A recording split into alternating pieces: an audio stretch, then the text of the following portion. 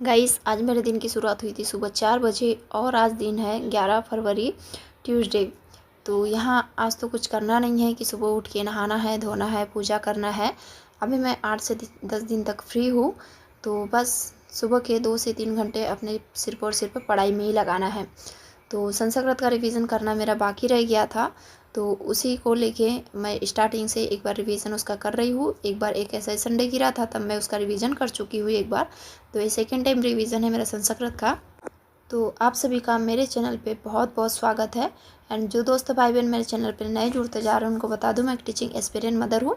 MPTET वर्ग 3 की इन 2 की प्रिपरेशन कर रही हूँ। हर वीडियो में बता रही हूँ वर्ग 2 में साइंस की सीटें नहीं आई है, इसलिए उसकी तैयारी थोड़ी लगभग छोड़ ही चुकी हूँ। एमपीटेट वर्ग 3 पे पूरा ज़्यादा से ज़्यादा फोकस है और इसी में मुझे अपनी एक सीट पूरी पक्की करना है और उसी के लिए मैं अपना 100% पूरा देने की कोशिश कर रही हूँ।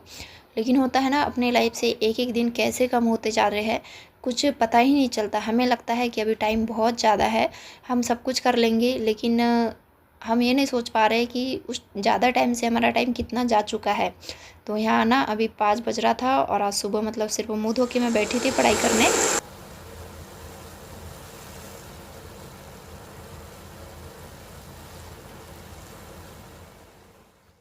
तो फिर अभी मैं चाय बना लेती हूँ, चाय पीऊँगी। और आज का ना सुबह का जो मेरा स्टडी रूटीन है बहुत अच्छा प्रोडक्टिव गया, एनर्जेटिक रहा, लेकिन दिन उतना खास नहीं गया। और कुछ ऐसे ही मोबाइल में देखते देखते कुछ चंद लाइनें मुझे मिली जो ना इतनी इफ़ेक्टिव है और सच में जो लाइफ की रियलिटी है ना उसको शो करती है, जो कि मैं आप लोगों से थोड़ा सा शेयर करना चाहती हूँ।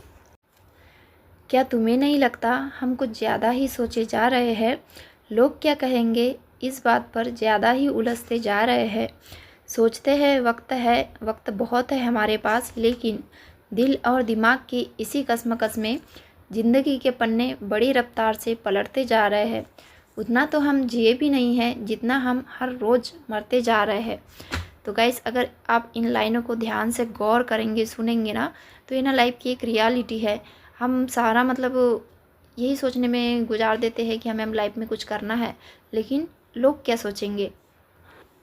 और फिर अगर आज हमें अच्छा नहीं लग रहा है या मन नहीं कर रहा है तो नहीं पढ़ेंगे, कल पढ़ लेंगे। लेकिन कल के आने के चक्कर में आज जो हमारा बर्बाद हो रहा है ना, उस चीज़ की अहमियत ना हम लोगों को नहीं पता है अभी। जब वो दिन चले जाता है तब पता चलता है कि काश कल का कल ही कर लिया होता, तो आज के दिन कुछ और किया होता। मेरी ना एक आदत है, जब तक मैं लिख लिख के पढ़ूंगी नहीं ना, मुझे तब तक याद नहीं होता। ऐसा नहीं लगता कि कॉन्सेप्ट क्लियर हुआ है। तो इसलिए कुछ चीज़ें मैं लिखते भी जा रही हूँ कि सच में मुझे याद है या नहीं है। वैसे 5:30 बज चुका है और संस्कृत में भी लकार तक मेरा अच्छे से रिवीजन हो गया है। और जो शब्द रूप वाला है ना, वो थोड़ा सा डिफ़िकल्ट है, एक दिन अच्छे से निकाल के उसका रिवीजन करना है फिर।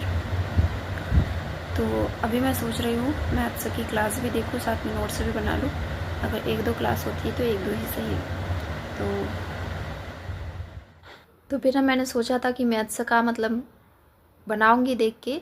फिर मुझे लगा 1 घंटे में सिर्फ एक ही क्लास देख के होगी और नोट्स भी बनेगी, और ना थोड़ा सा मन नहीं कर रहा था उस सब्जेक्ट के लिए।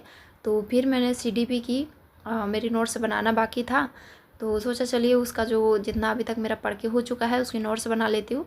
लेकिन जब मैं नोट्स बनाने लगी तो एक जो पीडीएफ है उसकी नोट्स बहुत अच्छे से बन गई। लेकिन जब दूसरी पीडीएफ को नोट डाउन करने का टाइम आया तो उसमें भी अजीब सा फील हो रहा था। ऐसा बैठे बैठे रहो ना, और फिर पता नहीं, मैं अगर लगातार 2 घंटे या 1-1.5 घंटा ऐसा बैठ जाती हूँ तो अजीब सा फील होने लगता है और लिखते भी नहीं बन रहा था। ऐसा कुछ हो रहा था मेरे साथ।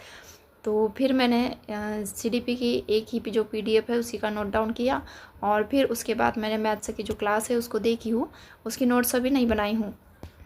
तो ऐसा करते करते मैंने सुबह का जो मॉर्निंग स्टडी स्लॉट है वो लगभग मेरा 2 से 2.5 घंटे का हो चुका है। और उस बीच में संस्कृत का रिवीजन हुआ है, सीडीपी की एक नोट्स बनी है एंड मैथ्स की एक क्लास देख की हुई है। और आप लोगों के एमपीटेट वर्ग 3 का रिज़ल्ट को लेके एमपीटेट वर्ग 3 का चयन परीक्षा की एग्ज़ाम डेट को लेके काफ़ी कमेंट्स आते हैं।